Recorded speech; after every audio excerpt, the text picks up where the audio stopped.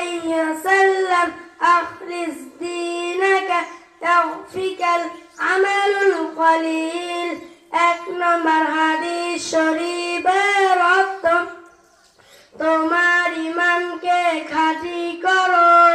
অল্প আমল নাজাতের জন্য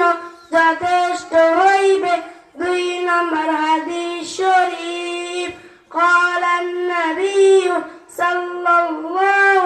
عليه وسلم خيركم من تعلم القرآن وعلمه দুই নম্বর হাদিস শরীফের অর্থ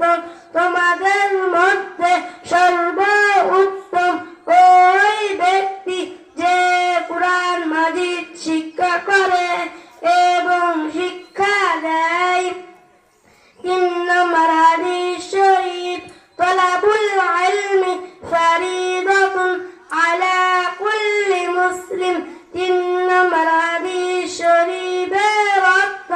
দিনের তলব করা প্রত্যেক মুসলমানের উপর ফরজ চার নম্বর হাদিস শরীফ